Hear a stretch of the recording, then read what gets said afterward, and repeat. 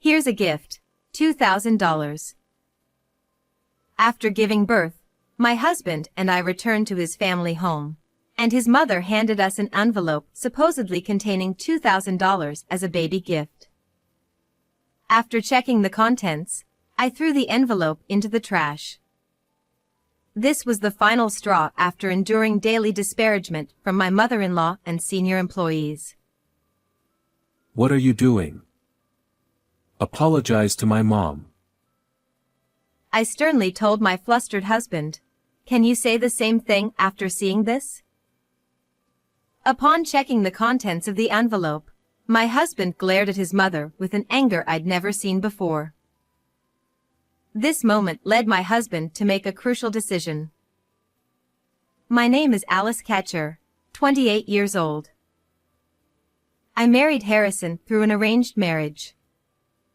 Harrison, 2 years older than me, is the eldest son of a patisserie and was strictly raised to be the heir. He is a very gentle and kind person. From the first time we met, I was drawn to his kindness. I want to share the beauty and delicate taste of my pastries with the world. Will you help me make this dream come true? Harrison said this and gave me a pastry that he made in my image instead of an engagement ring. As I shed tears of joy, Harrison continued. When we get married, you will work at our shop. Also, you'll live with my parents in their home, is that all right? Living with his parents was a condition of our marriage. Marrying an heir comes with its challenges, but with Harrison by my side, I was sure I could handle it. I accepted his proposal, and we became husband and wife. As promised, after the wedding, we started living with my in-laws in the house that also serves as the patisserie. Alice, since you've married into this family, you must be prepared. Behave appropriately as a wife. Yes. On the day I stepped into my husband's family home, my mother-in-law immediately hit me with strict words. The sweet married life I had dreamt of did not exist in this world. Alice, how many times do I have to tell you? Learn our customs properly. As the daughter-in-law, you need to be more aware of your actions. It's such a burden for your mother-in-law to have to deal with someone as troublesome as you. Every day, I was belittled by my mother-in-law and senior female employees. My father-in-law was quiet and didn't speak much, but whenever he was around, the tension would peak, making me so nervous that I would make mistakes. Seeing this, my father-in-law would openly sigh at me. There was no place for me to relax in this house. But I was determined to work hard to gain everyone's approval and not be an embarrassment to Harrison. This determination was my only support. In the midst of all this, I found out I was pregnant. Take care of yourself and have a healthy heir. Everyone, including my mother-in-law, started to show concern for my well-being. At the 5-month checkup, I learned the baby's gender and announced it to my in-laws and Harrison during dinner. The baby is a girl. For a moment, everyone froze. A girl? Oh, a girl. No one offered any words of congratulations. Harrison kept his head down and continued eating silently, avoiding eye contact with anyone. I felt disheartened by their reactions. Is an heir only acceptable if it's a boy? Confused by the family's expectations, I anxiously ate my dinner. The next day, everyone's attitude changed dramatically. Pregnancy isn't an illness. Stop being so lazy and work properly. As soon as they learned the baby was a girl, the daily belittlement and overworking resumed. Why can't a girl inherit the patisserie? It's so sad that my child isn't welcomed and celebrated. I began to worry about my unborn daughter. I vowed to protect her no matter what. Harrison, you must have noticed. Since I married into this family, I've been belittled every day by your mother and the senior employees. Now that they know the baby is a girl, their treatment is unbearable. One day, unable to bear it any longer, I confided in Harrison. He looked troubled. I'm sorry, Alice. I'm still in training and don't have the right to oppose my family. Please endure it. Once you get better at your work, they'll stop criticizing you. I'm happy with our baby whether it's a boy or a girl. Please take care of yourself. With these words, he quickly headed to the bath. Though Harrison showed some concern for my well-being, I was disappointed by how unreliable he seemed. However, I touched my belly and told myself, I can't let this get me down. I'm going to be a mother. I have to be strong for my child. With renewed determination, I endured the mistreatment and belittlement alone, dreaming of the day my baby would be born healthy. In my in-laws' house, I was mainly responsible for preparing dinner. When buying ingredients, I would pay for them first and then get reimbursed by my mother-in-law after showing her the receipts. This system meant that I couldn't buy what I wanted without her scrutinizing the receipts. However, after becoming pregnant, I often craved sour and sweet things. Should I buy it? But I don't want to hear more snide remarks from my mother-in-law. Despite this internal struggle during shopping, I never had the courage to buy what I wanted. One day, my craving for something sweet became unbearable. I couldn't resist any longer and asked Harrison in the workshop, I'm craving something sweet because of the pregnancy. Could I have some scraps if there are any? Sure, wait a moment. Harrison discreetly wrapped some leftover scraps in plastic wrap and handed them to me. Thank you. Just then, my mother-in-law appeared. What are you doing here, Alice? She looked at the scraps in my hand. How disgraceful.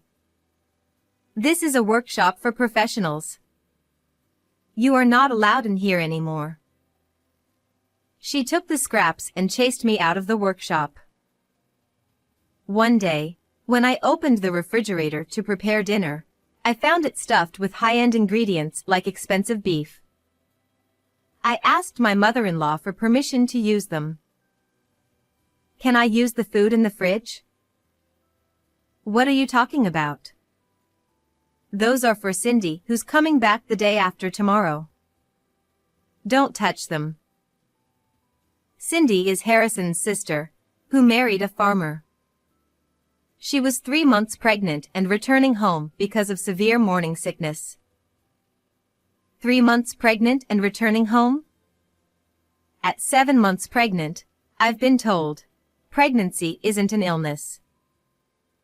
Despite my feelings, thinking about it only made me more miserable. I pulled myself together and prepared dinner with other ingredients. When Cindy came home, my mother-in-law was in high spirits all day. Having opposed Cindy's marriage to a farmer, my mother-in-law was overjoyed to have Cindy back home. I'll make dinner today, Alice. Why don't you go for a walk and relax? Unusually kind, my mother-in-law's offer was rare. Normally, evenings were busy, so I took her up on the offer to enjoy a leisurely walk. Oh, the sky is so high. Looking up at the sky for the first time in a while, it was a calming red, enveloping me in warmth. As I placed my hand on my belly, I felt the baby move. Mommy will work hard for you. Stay healthy and come out soon. I whispered to my unborn child. The smell of steak greeted me when I returned home. As I approached the living room, I heard voices from inside. Cindy, eat plenty for the baby's sake.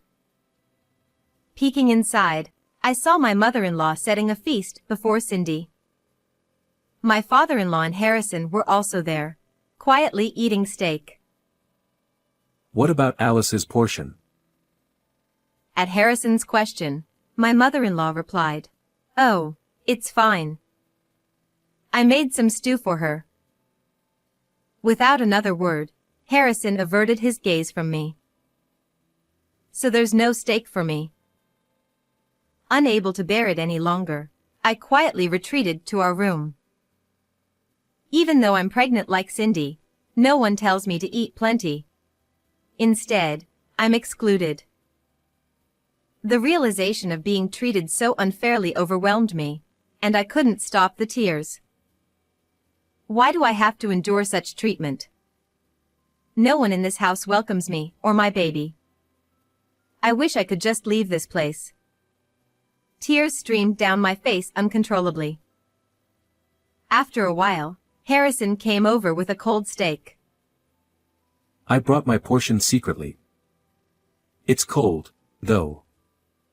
I'm sorry for making you feel even worse because of my sister's visit. Harrison apologized with a genuinely remorseful look. I wish I could be more assertive.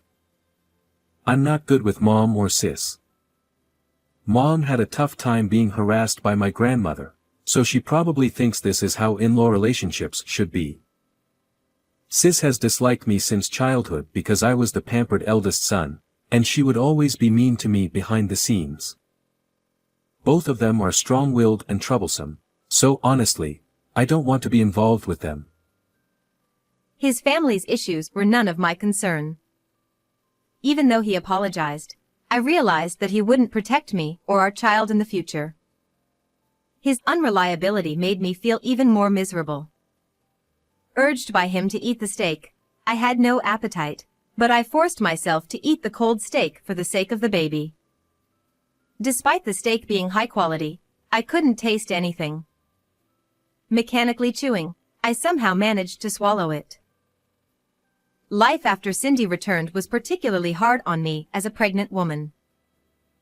"Alice, fetch this for me." Despite my large belly, she made me do chores.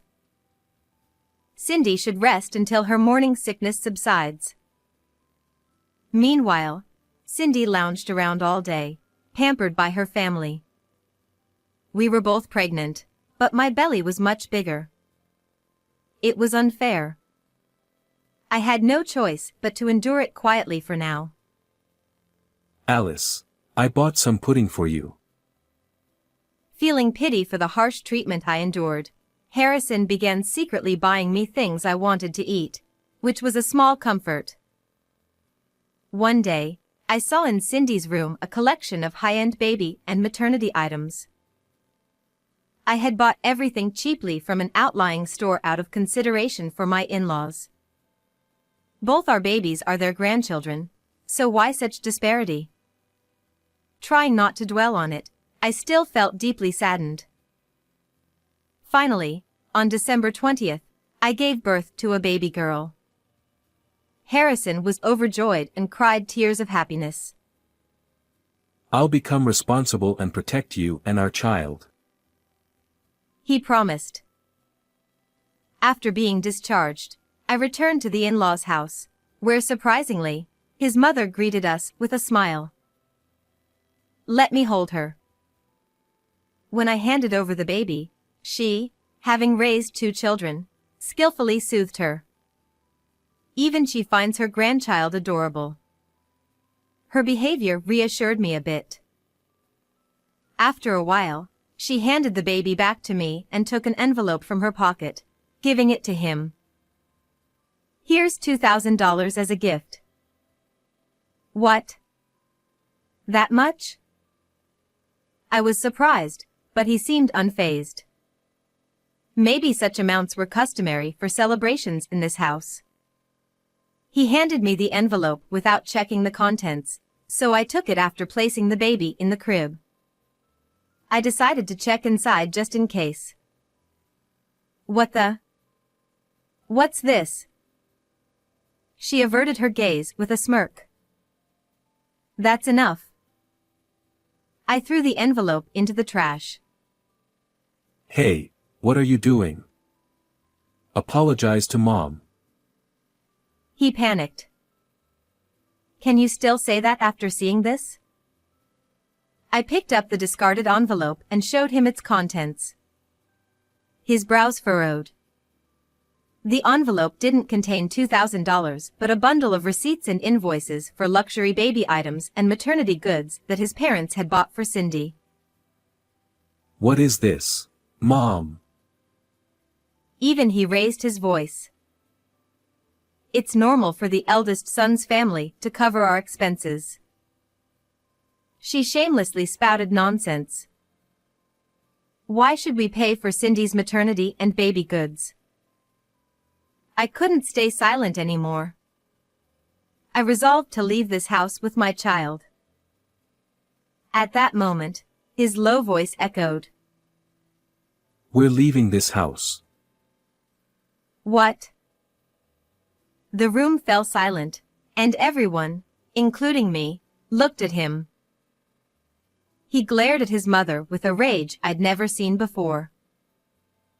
What do you think we are? I've been dissatisfied with your treatment of Alice, your reaction when our baby was a girl, and your interference with the business. I endured it because I wanted to become capable enough to manage the patisserie. But I've reached my limit. We're leaving. I won't take over the store. Thank you for everything. He bowed deeply to his parents.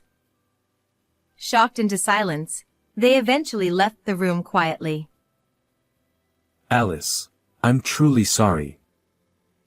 I'll protect you and our child from now on. I decided to leave without consulting you, but will you stay with me? His usual gentle face had returned. Yes. Thank you for protecting us. We'll face everything together as a family. The next day, he immediately started looking for a new place, and within a week, the three of us began a new life.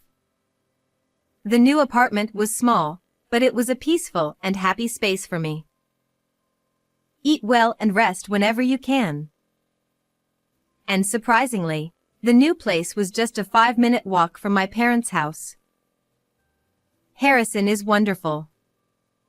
It's rare for someone to admit their weaknesses and ask for help. According to my mother, he had explained and apologized to my parents that night, asking for their support. Always rely on us.